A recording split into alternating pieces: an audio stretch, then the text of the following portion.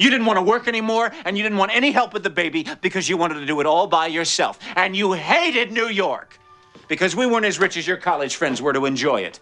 We couldn't afford a bigger place. And you were miserable being around people who could. And we were up to our ears in debt. But moving here was my decision. Right. And the loan was the same situation. What difference does any of this make now? You're getting a divorce.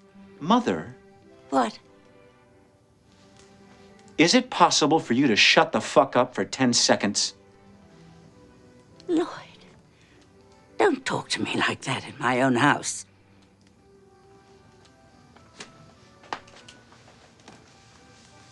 You know what, Mom?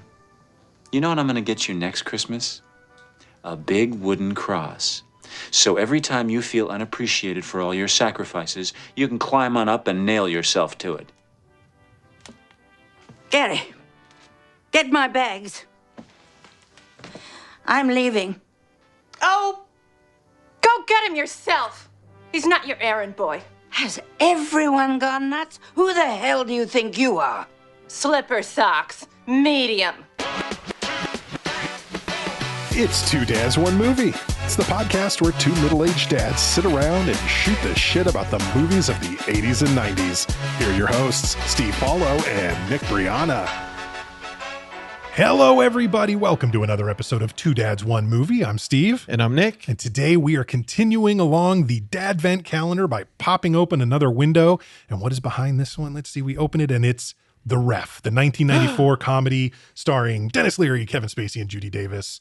I picked this one for us, and this is just one of those movies that I absolutely understand I like better than other people, like just the general populace. I love The Ref. It's going to be a lot of fun to talk about. This is just a movie I have a ton of nostalgia for. I first saw it in college. It's a movie my wife and I love, and it's just, even with the, I have to ignore the fact that Kevin Spacey's in it in order to enjoy it now, but that's okay.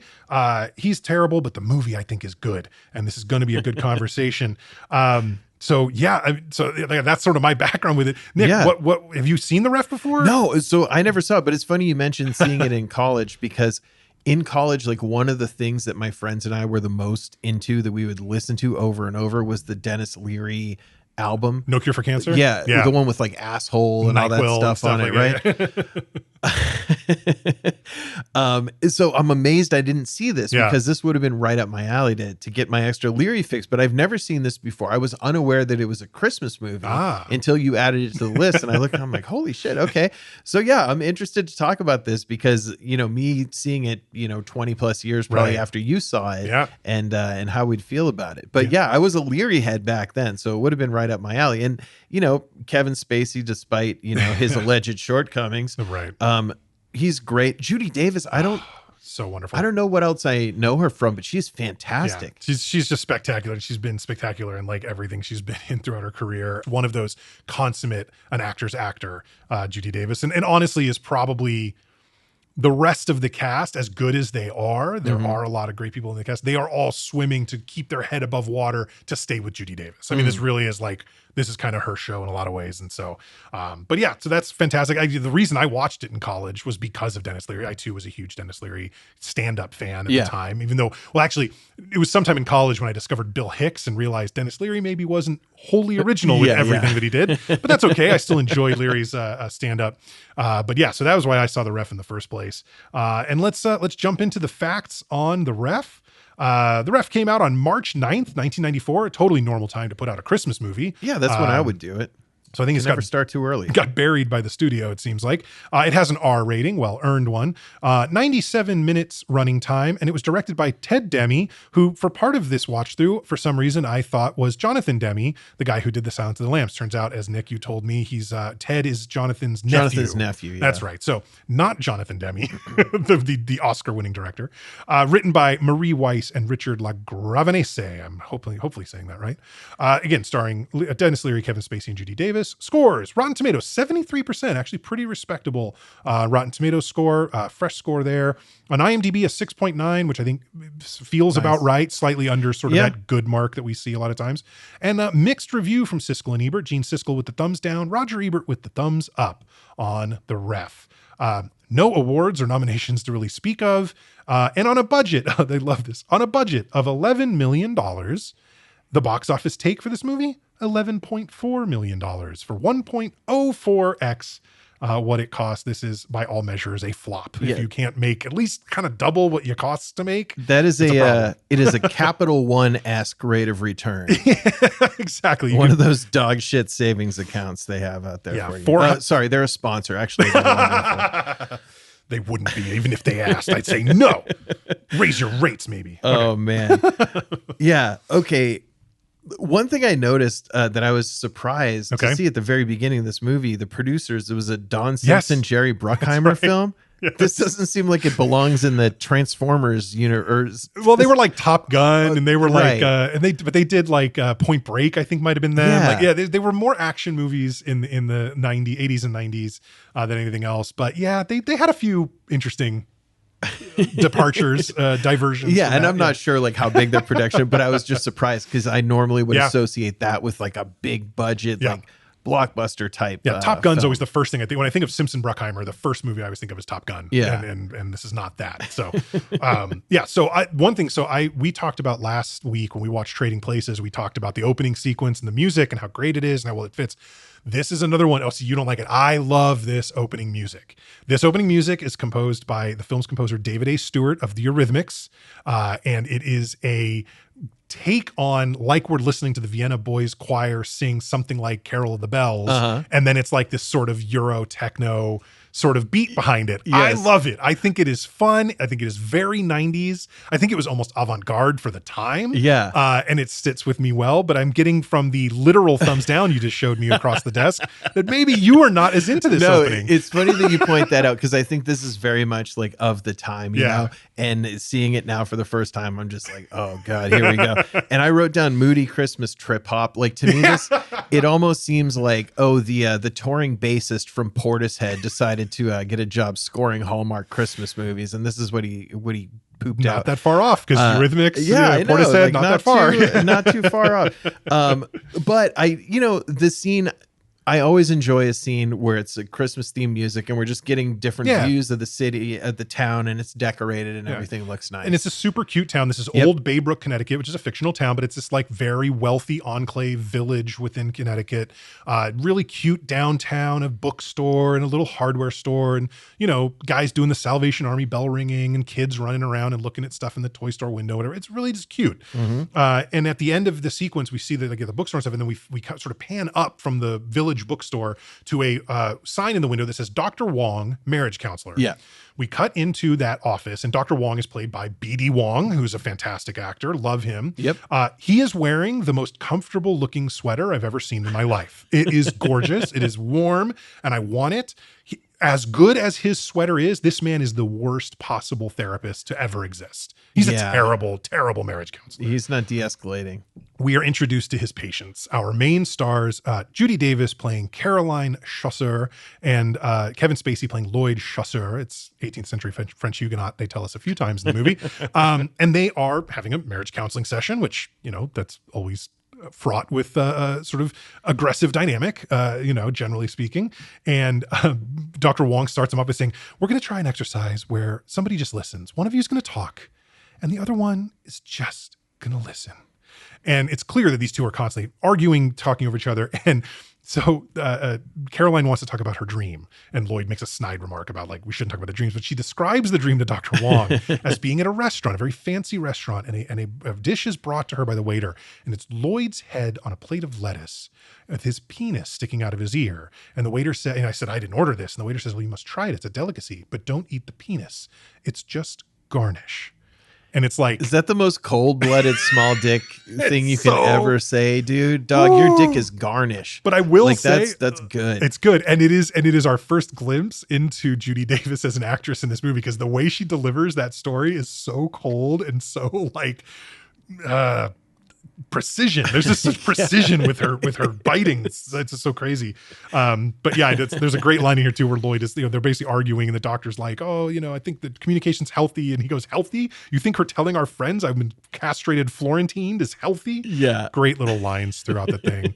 But yeah. Yeah, and it comes out during this conversation that Caroline had an affair in the past, and we don't really get details on it. Just she kind of blames happened. Lloyd a little bit, Yeah. says like, oh, I was bored. She describes their sex life as like nothing noteworthy, which is another very cold way to describe your sex life with your partner. But then she says something about, before we cut away from this scene, she says something about, the affair it didn't matter to me. It didn't mean anything. It shouldn't even be counted as an affair. And Lloyd turns to Dr. Wong and goes, I think we need a ruling on this. This is a great line. Oh man. So we do mercifully run away from them now. Like they're a lot. They are a lot to take when they're together. So it's good we do get them mostly in chunks, right? Rather than like all at once. So yeah. So now we're going over to our next character, who I think is wearing a full ski mask. We don't see a face, right? And a great safe cracking scene. I love a safe crack. I love using the stethoscope and figuring out when the pins are moving and stuff. That always gets me. And it's the Denis Leary character, and he's basically, stealing stuff from this fancy house. At one point, something from the safe triggers and sprays in his face. Yes. And he takes it off and he starts smelling it.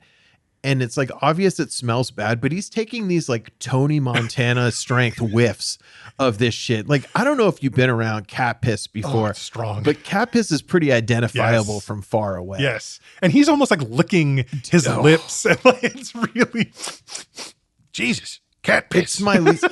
We have an aged cat at home now, so this is something I frequently am randomly discovering in the house. And let me tell you, I don't have to roll around in it to tell you what it is. Yeah, we don't have an aged cat. We just have a real asshole of a cat, and she decides to pay us back for our transgressions with peeing where she shouldn't often. So yeah, it happens.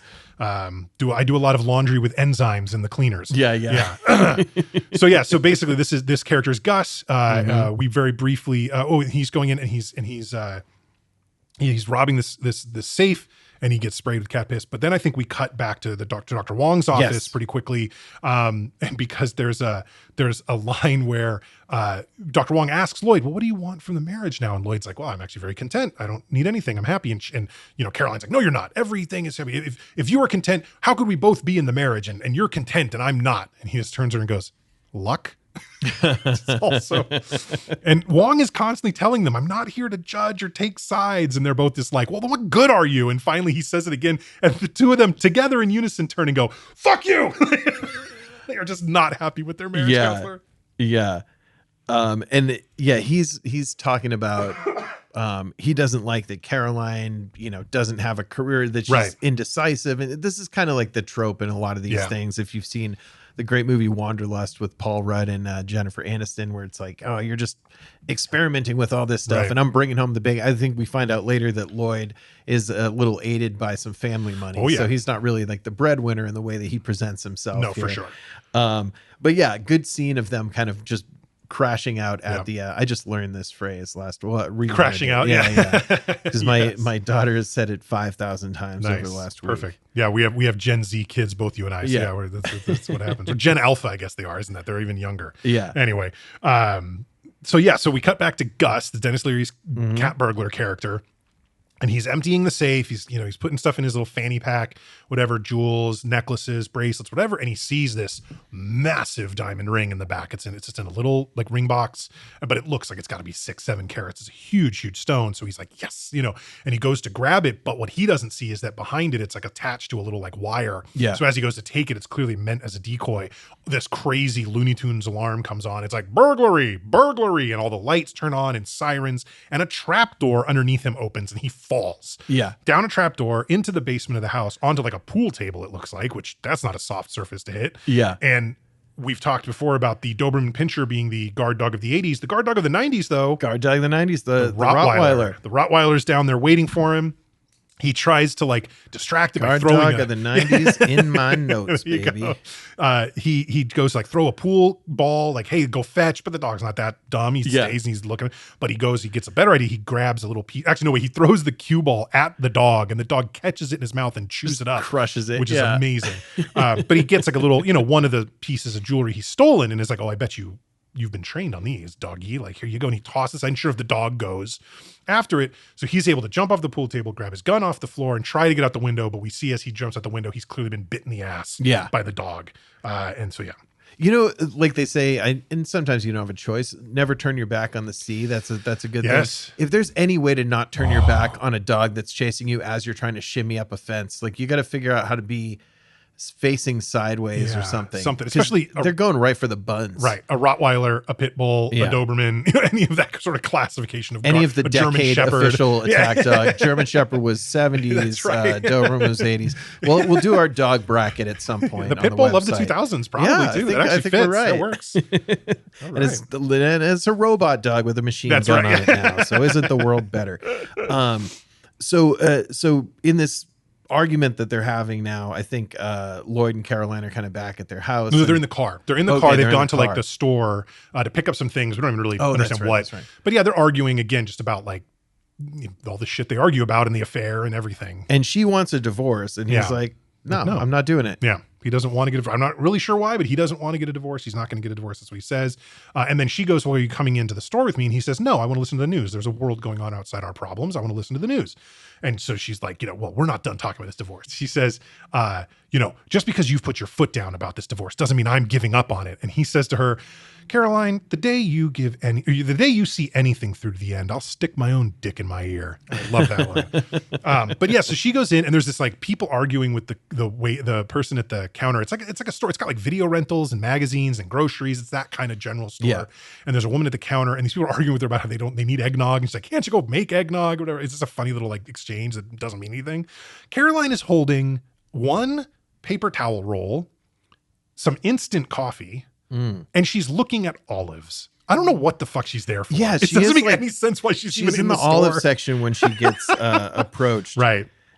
And so, yeah, Gus walks up and puts a gun in her back and says, there's a gun in your back. Don't scream. Don't yell. Don't say anything. Come on out. Take me to your car, basically. Yep. Of course, when he gets into the car, he realizes this is a couple. And, he's like, drive, whatever, get going. And I think this is where she says, like, would you have taken a couple? Like, Lloyd, if you'd come in with me, this wouldn't have happened. He's like, that's not true. It's true though. You wouldn't have taken a couple. And he's like, all right, no, I wouldn't have.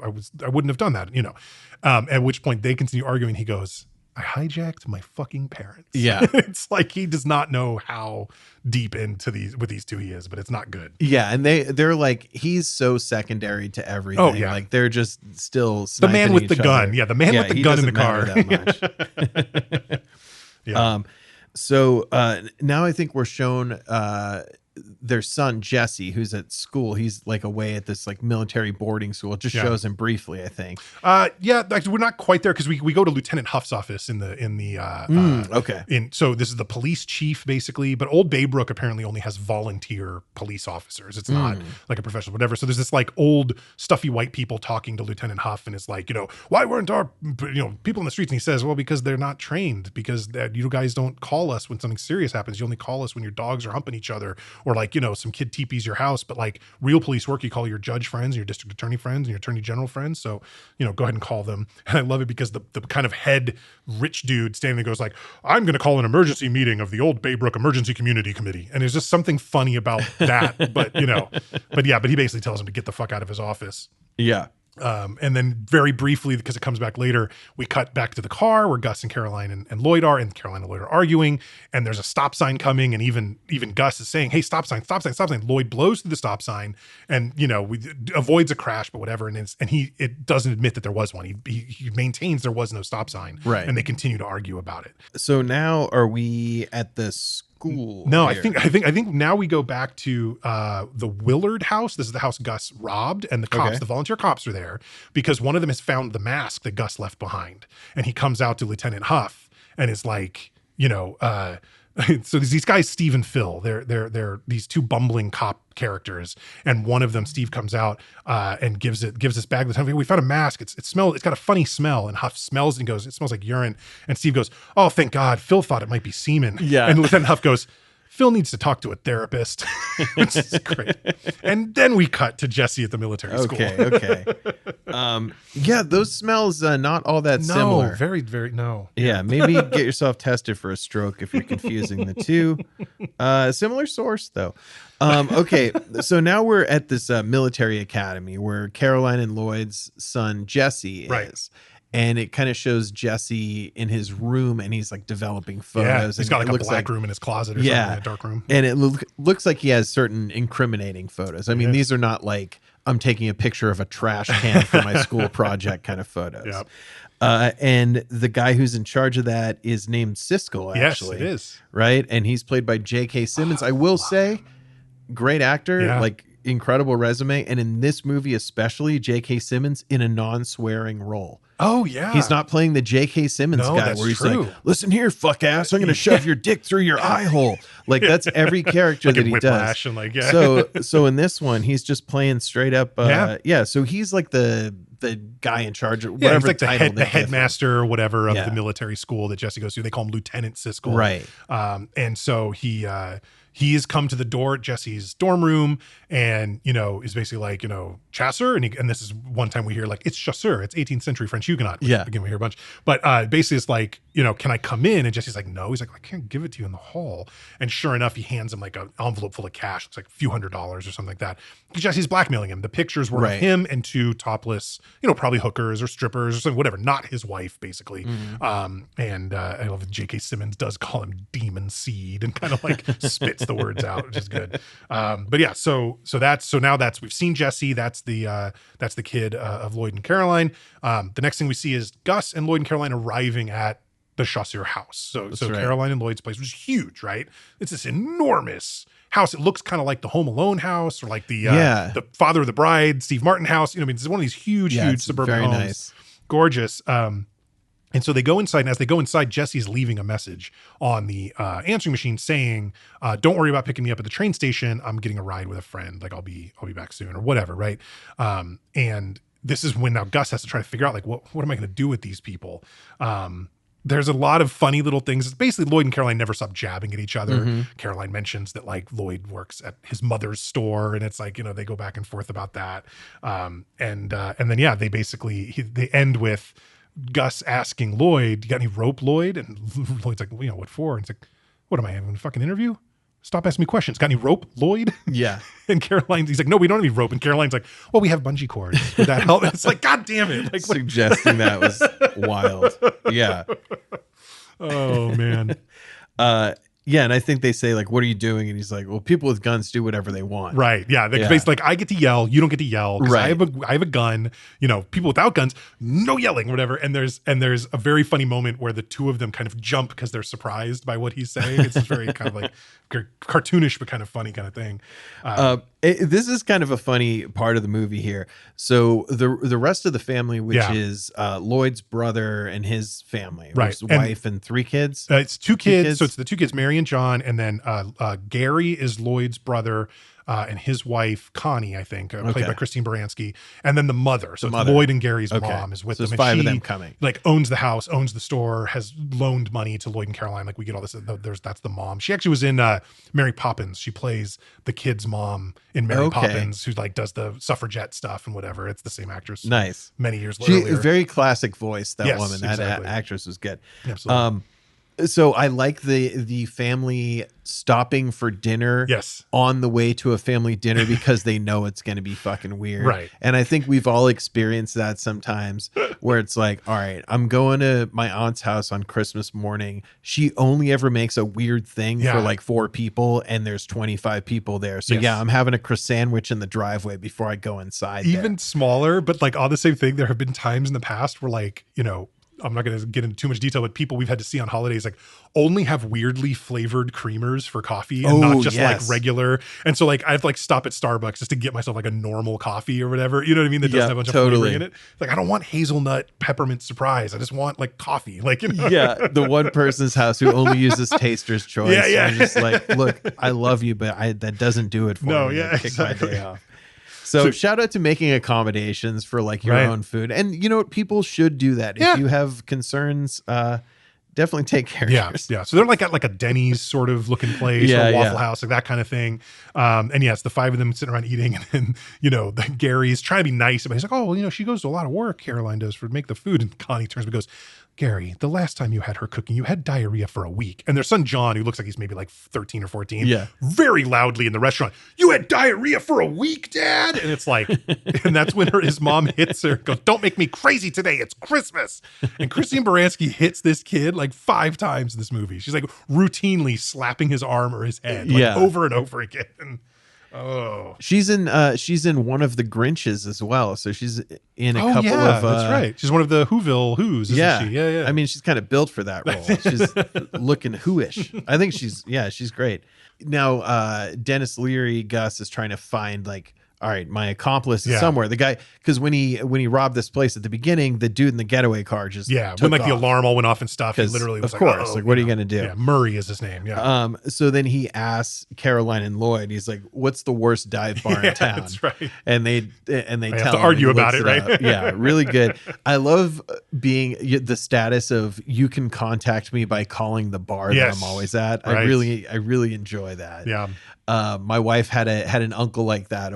Like for years, where it was like, well, if you ever need to find out where Pete is, you call this bar and they will find him within 24 hours. So it's gone, but a wonderful part of our history. Yeah. And so at this point, Gus is trying to get information from Lloyd and Caroline, and they're arguing. Yeah. And he's like spraying him with the hose from the sink and everything. Yeah. He calls up one of the dive bars they recommend. And basically we cut to that bar. We see Murray's there, but the bartender answers the phone. Mackerel Lounge or whatever it is. He goes, I'm looking for a guy named Murray. He's like a waste of light, he's a loser, whatever. And he goes, hey, you're describing everybody in the place, but just call out for a Murray. He's a Murray. And he goes, anybody here named Murray? And Murray doesn't respond, but he kind of notices, and then he goes, sorry, pal, he's not here. And so Gus goes, how about you ask for a fucking waste of life named Murray? And he goes, is there a fucking waste of life named Murray here? And Murray goes, Gus? And he's like, yeah, I'll take the phone. That's the relationship they have, Gus and Murray. Is, So they chat for a little bit, and Murray's like, I had to get away, like whatever. And he's like, I told you to act like an idiot, drunk vagrant. Is that such a stretch? Like, why couldn't you just do that? So what they decide is they need to get to a place called Winslow Harbors, which is like a boat dock nearby. And he's like, I need you to go there and steal a boat, because they find out there's going to be roadblocks and like checkpoints. They're going to do house-to-house searches. Like it's a manhunt. And so they need to get out of here, but they can't just drive away, right? And the place it's December in Connecticut. The place is surrounded by snowy woods. Like, it's not like you could just walk to the next town or whatever. You'll be screwed. So go to Winslow Harbors, steal us a boat. That's what he said. And Murray at first is like, he's like, and then he gives him the number at the Chasseur house to be like, when you've found a boat, you got it, everything, just call me here. Yeah. Murray asks him, maybe you should tell me where you put the swag in case I got to bribe. No, Murray, no. I love that, because he knows he can't trust him. Yeah. And of course he goes, you've been drinking? And Murray, literally sitting in a bar, pushes his drink, which he'd been drinking in the car. He had like a bottle of whiskey or whatever. He's drinking. No, what are you, crazy? No, I haven't been drinking. Oh my God, it's so funny. I think at this point, Gus it comes up between Lloyd and Caroline that Caroline said she quit smoking or lied about quitting smoking or whatever. Gus asks for a cigarette. Right. And Lloyd very kind of smugly goes, well, I don't smoke. And Caroline just quit. And so Gus smirks and goes, you just quit, huh, Caroline? Just quit. Where are they? Where are they? Yeah. Where are they, Caroline? And then he gets his cigarette and he's lusting over it like a cartoon wolf. Yes. Like, I don't understand his reaction to it. He's doing like but it's like, you haven't been in jail. No, but the lore. You know the lore of Dennis Leary and his cigarettes, right? The filters where they put the heroin. Only us real good smokers know that fucking secret. That's part of his stand-up bit. So the dude's always had a love relationship with a cigarette. Yeah, and this is just sort of part of that, I think. But yeah, so they're arguing. Like a 20-minute scene of him doing a cigarette bit there that they had to cut out. Exactly right.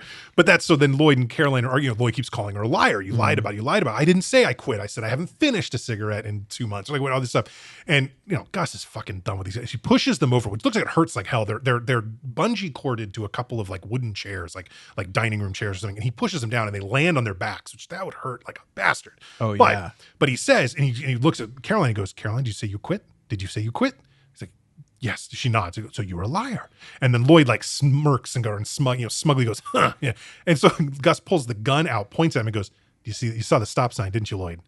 You saw the stop sign, didn't you, Lloyd? And he nods, yes, I did. Then you were also a liar. And this is one of the things kind of borrowed from Leary's stand-up. Capital L, small I, small a, small r, period. Yeah. Now shut the fuck up. And it's just like this spelling out with the capital L, big N, capital N, small Y, big fucking Q, right? Like, but yeah. Yeah. Let's see. Oh, so the doorbell's ringing, right? Oh, this yeah, guy yeah, who's a neighbor who's dressed up like Santa is at the door ringing the bell way too many fucking times, dude. Not enough time between. Yeah, you have to allow 5 seconds or something between doorbell rings. You have to be able to estimate how long it would take, and also respect if nobody answers it. Yeah. Even if you know they're inside, they don't have to answer it. That's right. And then this is a very tropish thing, 80s, 90s, is he's delivering homemade fruitcake. Yeah. And fruitcake, I like, it was never a part of my life. No, mine either. Yeah. But as a kid, I do remember the jokes about fruitcake being bad. Being like dense and like tasting bad. Yeah. And I had this pin, like my uncle or whatever handed out these pins one year and it said fruitcake and had like a circle and a line through it. And thinking back about his politics, I really hope oh boy. I hope it was Christmas fruitcake.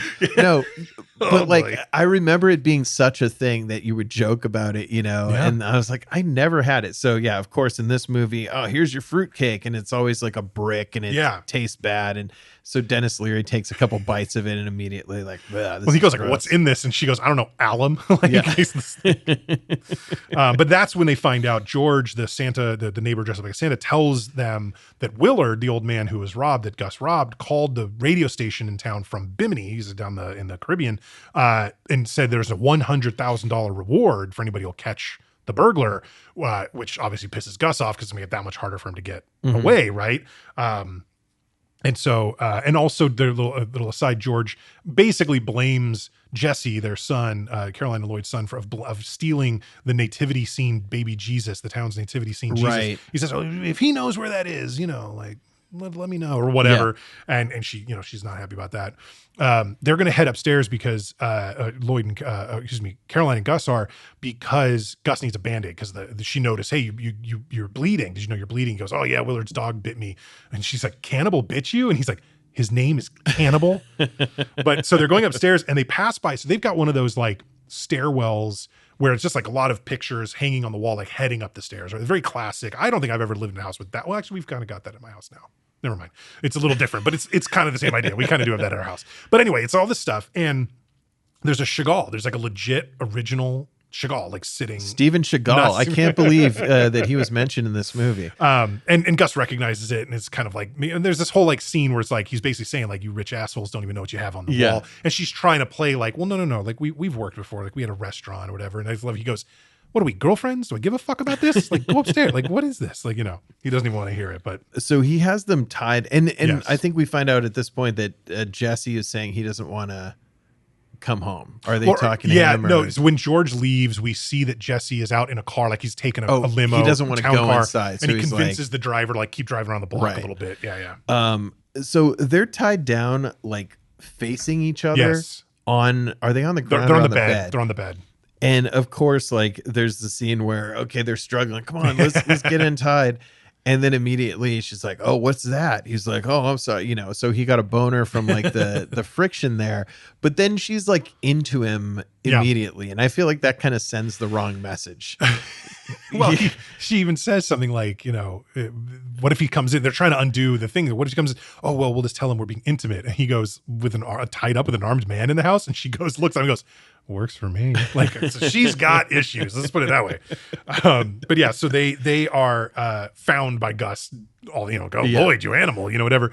And they were like, he's like preparing. So your son's coming home. Looks like there's going to be room for one more. Do you got any more bungee cords? No, we don't have any more.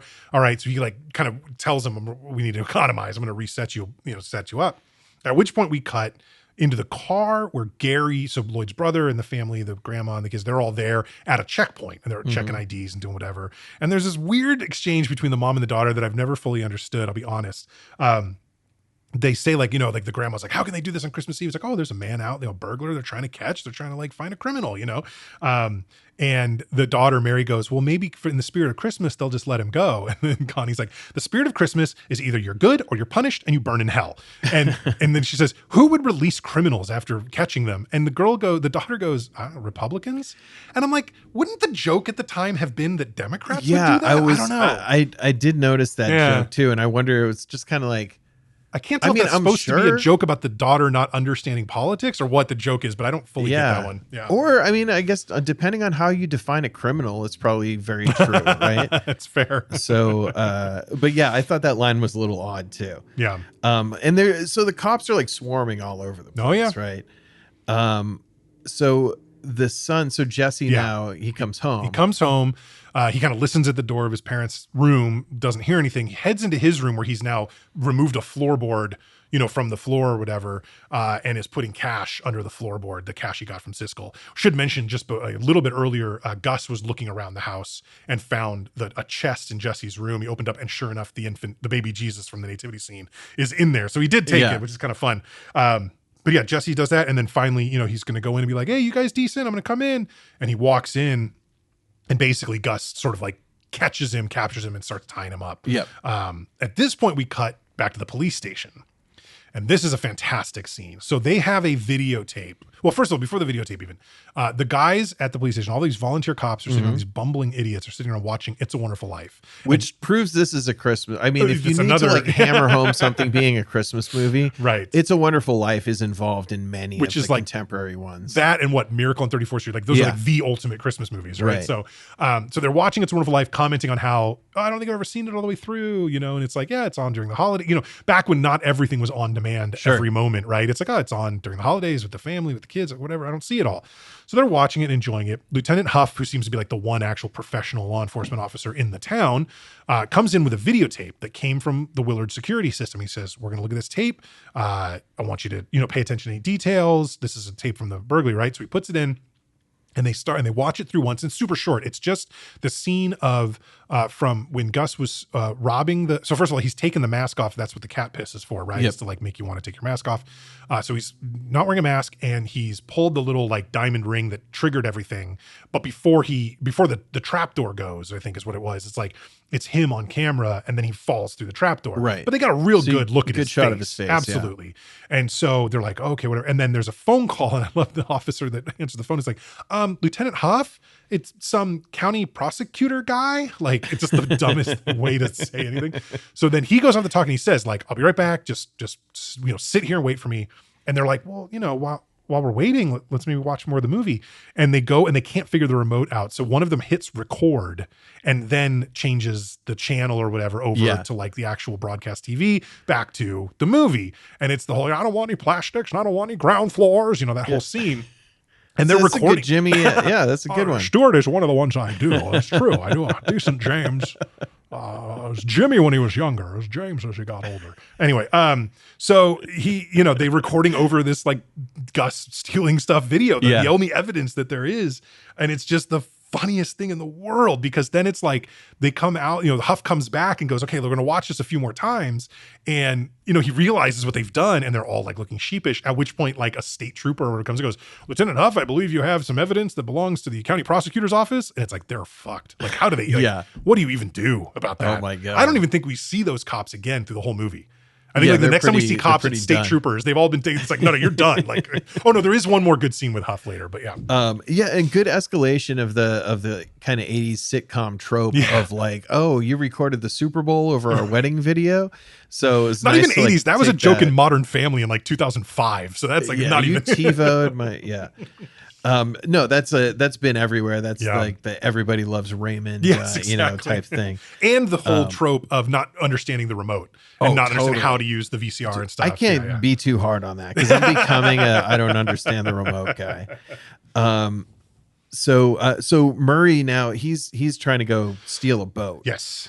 And he basically a cool scene. I do like the way that this little dock looks, where it's, really like kind of meager, like quaint boat dock, but then there's these nice colorful Christmas lights over the shack, and then a couple of the boats have lights on them. But they do look like they're not. This isn't like a yacht marina. These are like working fishing boats, like, and like exactly. It's very, very cool aesthetic. It's sort of like, this town is so wealthy, but it's like somebody's got to work at the hardware store. Somebody's got to work at the bookstore. And if it's not high school kids, then it's these people, people who just live around the town in the more poor sort of areas, maybe that kind of thing.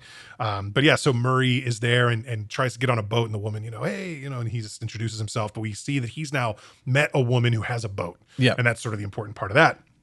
We cut back to the Chasseur house, and Jesse is wiggling his way out of the very shoddy job that Gus has done tying him up. He's just got his hands behind his back, like around the foot of the bed, I think, and just one bungee cord wrapped a few times. So he's able to wiggle his way out. Gus lights a cigarette and starts puffing on it real heavy, which sets off the smoke alarm in the room, and he freaks out. He goes to try to knock it and ends up like stepping through like the wicker seat of an antique chair and falling over, dropping his gun. Yeah. Jesse gets the gun and has pointed it at Gus, and I'm thinking to myself, like, why wouldn't you shoot? Like, this guy's threatening your whole family. Right. You know he's robbed somebody. It's like, just shoot him. I don't care if you kill him or not. Just like no jury's gonna prosecute. It's clear defense. You're in your own home. Like, For sure, yeah. But the end result is Jesse does not actually shoot Gus. Gus is able to get the gun back and answer the phone, and it's Murray on the phone and telling him, or no, is that he uses the gun to shoot the fire? That's right. The He shoots smoke the alarm, smoke which alarm. is really That's good. right. Yeah. Oh no, and it's that's right. The phone. It's Connie. Connie's calling from the payphone. So Gus doesn't answer it. He hands it to Caroline to answer it, and Connie's like, oh, we're almost there. I'm sorry we're late. We got held up. We'll be there in like 20 minutes. And that's when Gus says, looks like there's one more for dinner. And then the plan is hatched, right, for like the rest of the evening, right? Which basically boils down to they're gonna gag Jesse and put him in a closet upstairs so he can't fuck this up. Which is also then Gus can then threaten Caroline and Lloyd with like, you need to do what I say. I've got your son. I'll take him with me, right? If you don't do what I say, and he's gonna pretend to be Dr. Wong. Yes, and he's gonna pretend to be their marriage counselor. And there's that. So as a marriage counselor, dude, you need to have your own life. Like, don't work so hard as you're spending Christmas dinner with one of your patients, dude. It's pretty wild. No good. That would not be a very, I feel like that crosses some ethical lines. It's going to drive people from the profession if that becomes the case. My wife does have a doctorate in psychology. I should ask her explicitly if that's, appropriate ethical behavior. Say, are we going to have family Christmas this year? Or are you going to be at some rando's house watching them throw vases at each other? Oh my God. I do love that all the cops, because they're buddies with Lloyd's brother, that they like just want to come by to say hi. Like, they're all excited to see him. And Lloyd's brother, I think we talked about it before, but not on the pod, is played by the dude who hooks Mike McD up with like the cop poker game and Rounders. That's right. The guy in the cap. I believe that's the municipal employees game, that's right, that they go to. Right. Yes, I think his name is Sean in that one. But yeah, great character actor though. He's around a bunch. So the cops show up to stay high, and they're also like, Gus with Lloyd and Caroline is meeting in like the Harry Potter understairs closet, which I always like to see a nice understairs closet. Absolutely. There is a moment just before Phil and Steve show up at the Chasseur house that we cut to Lieutenant Huff's office, where that same guy that was like the head town council dude is back to let him know he's been fired. Basically, like, you lost this tape, like all this stuff, you're fired, you're out of here the day after Christmas. At which Huff looks up to him and goes, I nailed your wife, Bob.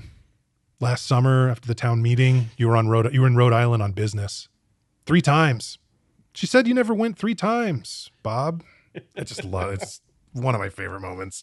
But yeah. So, and then when he says that, the dude, there's a really great moment. The actor who plays the like rich, wealthy dude, his eye twitches, just one of them in a really great way. When he says that. He plays the Colonel in Boogie Nights. And there's like a crazy arc with him, but he basically ends up in prison, and like his brokenness as that character, like once he kind of is punished for what he does, like, is very good. So I noticed him as like, oh, that guy's been good in a lot of other stuff. So that was a nice scene. So now Phil and Steve, the bumbling cops, have showed up at the Chasseur house.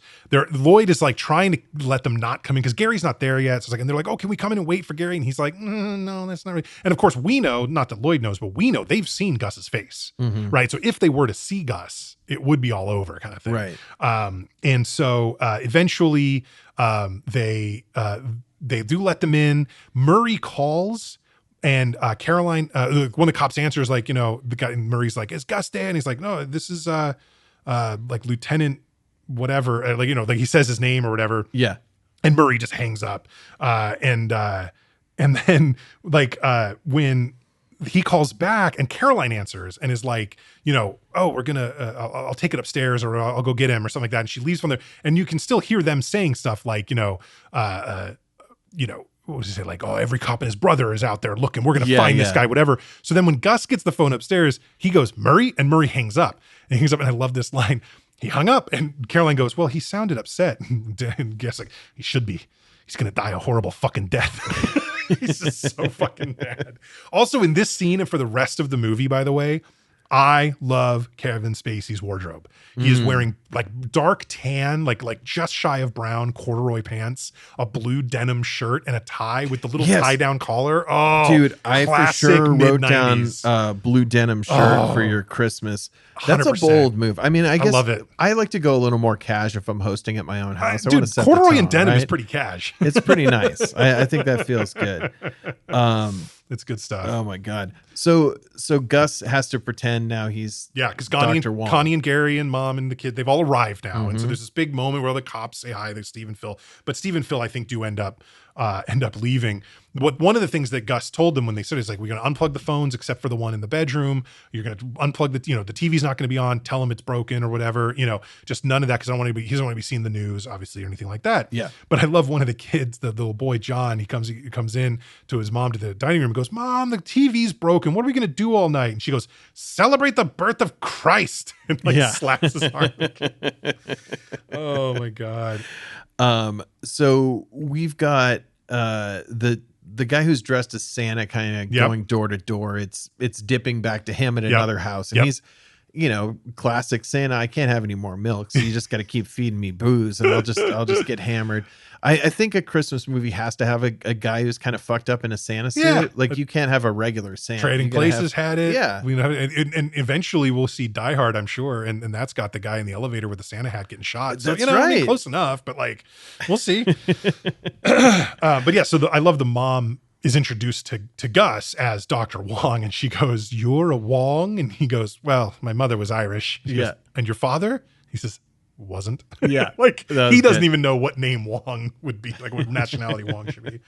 Oh my God. So now we have this, like, everyone, of course, the dinner, all the food is like, you might remember some specific items to point out from the dinner. It's ridiculous because it's the traditional Scandinavian feast. Yeah. So it's not even like, I think if this movie is made 5 years later, then it's going to be bizarre, kind of like macrobiotic vegan type stuff, right? There you go. But in this, it's like around the world. So it's weird organ meats and fish things and just, I don't know, stuff. Everything looks gross. Nothing looks good. She was definitely listening to Enya while she was cooking. Right? Yes. I mean, that's like the kind of vibe. Something called lamb cousins, and then some kind of parsnip kringlures or some all these weird names. I don't know what any of them are. It's all like Middle Earth type dishes, It's like what Gimli would order at a... It looks like the kind of thing you would forage in a Swedish forest is what it looks like. It's really strange. And they're wearing, she mentioned, so they all have these wreaths on their heads with candles that are lit, and she tells them like these are Lucia wreaths. They're in honor of Saint Lucia, who tells the story of whatever. But I love at one point she says that this woman supposedly, as the legend goes, was burned at the stake but wouldn't burn, right? Her faith kept her from burning. She said her faith rendered her inflammable. And Lloyd kind of looks and like raises an eyebrow and doesn't say anything, but like inflammable means flammable, which I learned from Dr. Nick on The Simpsons. That's right. What a guy, who knew? Inflammable means flammable. Anyway. Yeah, so this is the wacky dinner stuff. Right. Everyone has these candle head pieces on and they're trying to struggle through the food and everything while the fights are kind of continuing and everyone's stirring the pot. Right.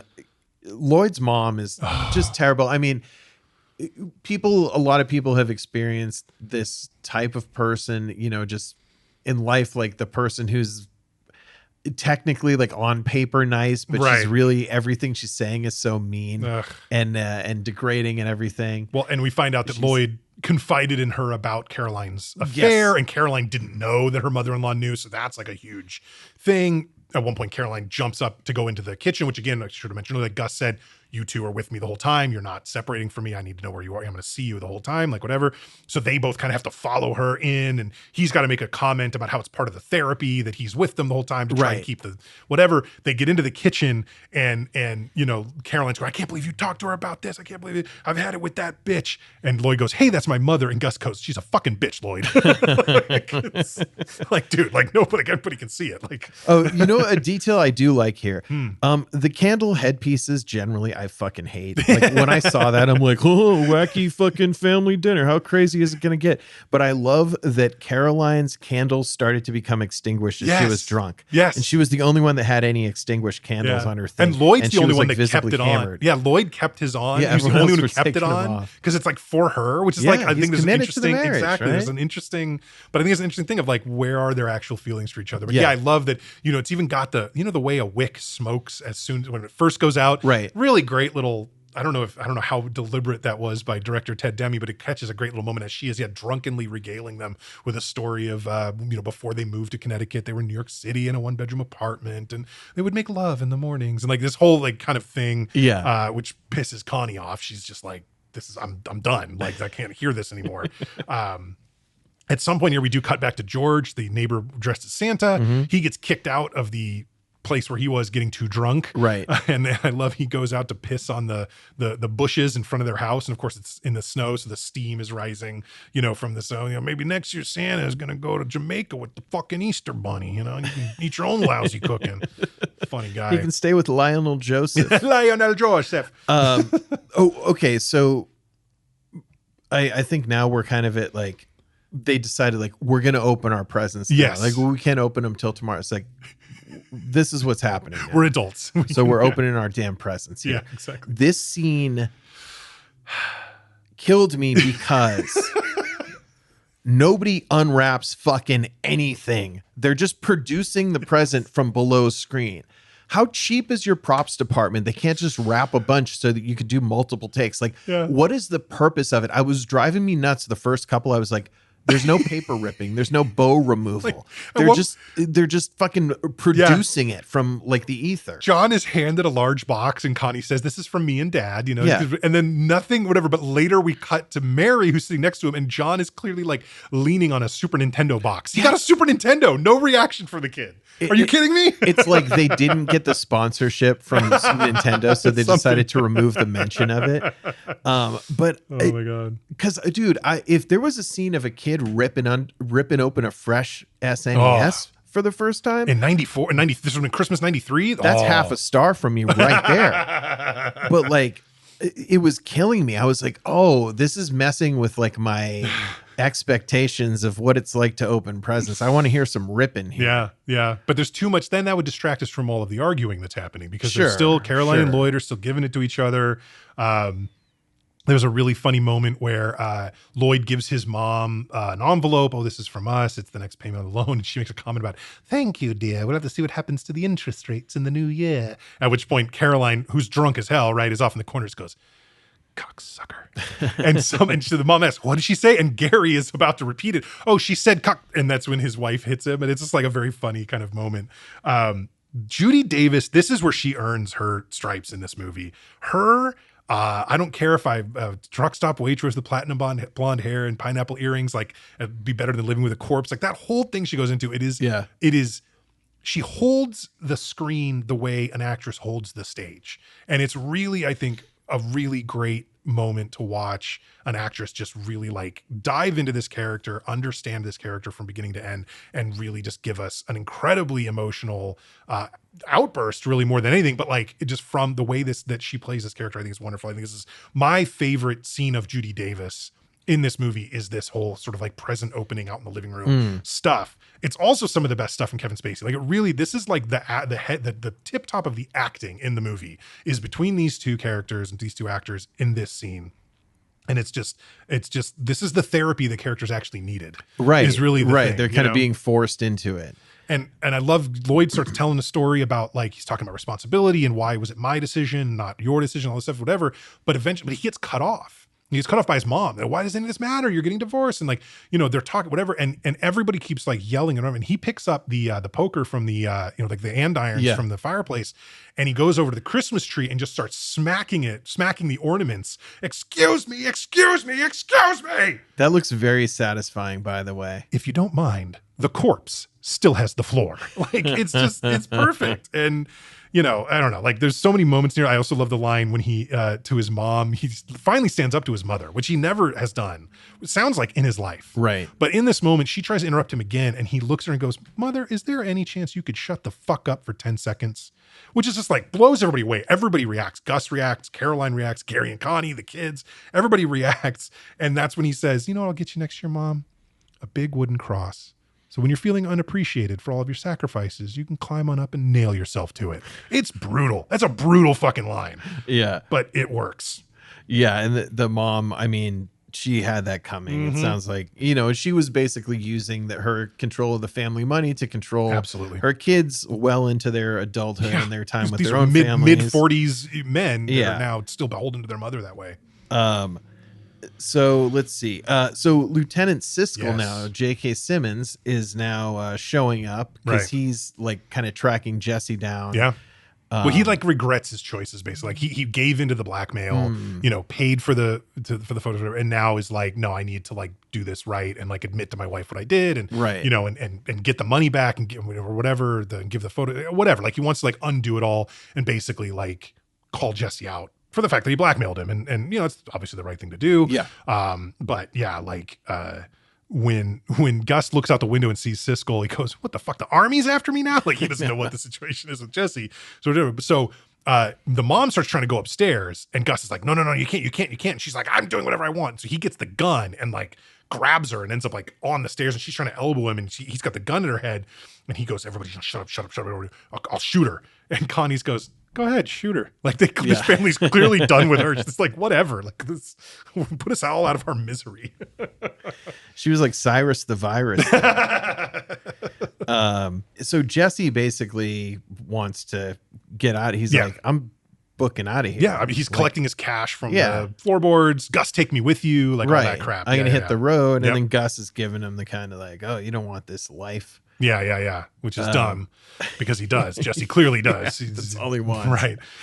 They have had to tie up Connie and Gary and the mom in the den when Siskel comes, and they go in there, and it's like, you know, basically Gus says something about like, you know, "Lady, your husband ain't dead. He's hiding," which is another great line, you know, but they basically gag everybody and whatever. So now they've gone upstairs. Jesse's, you know, out of the closet and getting his money. The doorbell rings again, and they're just like, "God damn, like how is it like constant like traffic here?" So eventually, after Caroline and Jesse have kind of a sweet conversation about like what they're going to, you know, what life's going to be like if she and Lloyd get divorced, like, you know, they're having this conversation. She's realizing that it matters to Jesse too. It affects him too. Finally, they head downstairs, and George in the Santa suit has let himself in. So he's like standing in the living room, in the dining room or something, whatever. And Gus comes down, and he's holding his gun. And you know, George's like, "Hey, you know what, every year," and he's like kind of drunkenly talking. He turns away. Gus puts the gun behind his back. And when George turns around, he stops and goes, "Hey, you had a gun, didn't you?" "Yes, you did. You had a gun. You're the guy. You're the guy." And he like realizes that it's, you know, the burglar. Yeah. He runs toward him like he's gonna like, I don't know, you ever watch WCW? Bill Goldberg with like the torpedo. He's trying to spear him. Yeah, that's what it looked like. And Gus just gives him a right hook and just knocks him out. Great, now I beat up Santa Claus and kind of thing. Yeah. Oh my God. But that's like pretty much it. I think the last thing is really like John coming out and telling them all that Grandma's eating through her gag. Yeah. Well, so they're kind of Jesse basically, the plan is that Jesse is going to get Gus to where the boat is, because Jesse, you know, knows some shortcut on foot or whatever, path through the woods or something like that, his dad says. So he's going to do that, and then Lloyd and Caroline are kind of arguing to stall the cops. It seems like, because they're just like, "This guy left an hour ago. He went here. No, he went this way," and they're doing all this thing. Yeah, they sort of like gag themselves or whatever on the stairs, so that when the cops show up, like they look through the window and they see them like tied up, but like whatever, and they're just like, you know, "Oh yeah, he's going to go to Acapulco." Nobody goes to Acapulco. There's no Yugoslavia. He said he's going to Yugoslavia. Like, there's no Yugoslavia anymore. Like whatever, all this stuff. And the cops stop them and go, "Are there any other hostages in the house?" And they both look at each other and go, "No," because they know there's a den full of like other people tied up. Oh my God. But yeah, basically Jesse leads Gus through the woods to like, you know, "Hey, just go down the street now, and that's where the thing is. take care. I think things will be better with my dad. And hey, if they're not, I'll blackmail him. Yep. You know, and he goes, and so then Gus gets there, finds Murray, and they head off. And we are treated at the end to a tiny bit of Denis Leary style stand up about how he'll cut Murray up and shove him into a cannon and shoot him to Jersey, and then go to Jersey and pick up all the pieces and shoot him or something. Yeah. You know, this whole kind of thing that feels very much like a Leary good stand Leary up rant. Yeah. So, but that is the ref. That's the ref. That's the whole story. Yeah. Well, this was your choice, Steve. It was so my pick. What do we think of the ref? I look, I love this movie, but I also recognize it has serious flaws. It's something that I feel like, and I think maybe you can comment on this when in a minute, but like, I feel like if I was coming at this new, I might be made more uncomfortable by some of the fighting and whatever. I don't know, like maybe not uncomfortable is the right word, but like it's funny to me, but because I have history with it. Yeah. So it's almost like these are like an aunt and uncle that I know that like, they always fight with each other, but they really love each other. You know, there's like this sort of like, they always come back together kind of thing. There's something like that. So I really love the characters. Like I said, Judy Davis blows me away every time I watch this. I love her stuff in this. Denis Leary is a better actor in this than he is in a lot of the other stuff of the era. I think he got better through time. Over time, he got better and better. But this was like reasonably good acting from Denis Leary. I am a 3.5 out of 5 on the ref. I think it is a good, solid movie. I know there's a nostalgia bump in there a little bit from me, but like that's where I'm at with it. And I love this one, and I watch it literally every year. Okay, maybe not every year. It's like an every other Christmas for sure. Like, you know, Christmas Vacation and Love Actually are like every year. Yeah. This is like one step down from that, but it's definitely in the rotation for me. Another great sweater movie, Love Actually. Yes. Oh my God. Yes, absolutely. Yeah. Well, so I'm glad we got to talk about this, and it's good to talk about it with somebody who has like such a positive history of it and has seen it a lot. And I think I kind of saw more in it through our conversation. Yeah. I will say generally, like just this type of movie doesn't do it for me. Like the comedy where, oh, look, it keeps getting wackier and wackier. And, oh, now we got candles on our head. I mean, I was just like, oh, fucking shut the fuck up. This sucks. Where's Seagal? They were talking about Seagal earlier. No. But I think that the Christmasness of it, I mean, is always going to work because you need a movie that's a different version of a Christmas story. And like the view into the dysfunctional family is you know, definitely a new perspective than what we normally see with this like happy ending. I did find myself not giving a shit really about any of the characters. Okay. So when Gus and Murray like escape, I just wrote Gus escapes. Who cares? So a few things in this were like, okay, like this is good. I could have used a little more Leary. It was like, okay, he was good. He was definitely a good actor, good dramatic, but he didn't do as much of his shit. That's true. And like I said to you earlier, the whole credit should have just been an extended rant of him saying what he's going to do to Murray. Yeah, that would be good. I would have given it another half star. But I am going to give this one a 2 out of 5. I think it's worth seeing. It's a Christmas movie and it's short and it definitely has moments. And I will say that that Judy Davis is excellent. Yeah. And Kevin Spacey is also in this. So just be warned. No. Be forewarned. You have to look at Kevin Spacey. So yeah, this is a 2 out of 5 for me. Nice. And that's 5.5 out of 10 then from the two dads on the ref. I think that's respectable. Yeah, you know, for sure. That works. It's probably pretty accurate. So this was my pick, obviously, as we just discussed. What are we going to watch next? What's the next window? What's behind the next window in the Dadvent calendar, Nick? Okay. Well, you know, sometimes you get like Christmas gifts that are obscure and sometimes you get things that are like, you know, very specialized and something you really want. And sometimes you get something that's right down the fucking middle and that's exactly what you're looking for. And I think with this choice, I am going down the middle to a crowd pleaser and one that I've seen a million times, but I think would be really fun to talk about this on the podcast. We see a few people we've seen before and we're going to have a lot of fun. We're going to 1990 and our family is going to France and we are not. And we are left in the house. Home Alone. Nice. We're going to watch 1990s classic Home Alone. If you haven't seen this before, you are one of the lizard people that everybody is talking about. I don't understand it.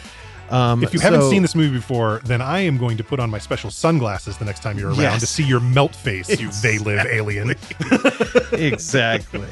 That's fantastic. Formaldehyde face. Yeah. Formaldehyde face. So yeah, I think it would be fun to watch something that's so like lighthearted. We had a couple more adult Christmas movies, and this is one coming up that you can watch with the whole family. You can maybe not listen to the podcast with the whole family, depending on what we talk about Macaulay Culkin and his various histories with certain kings of pop.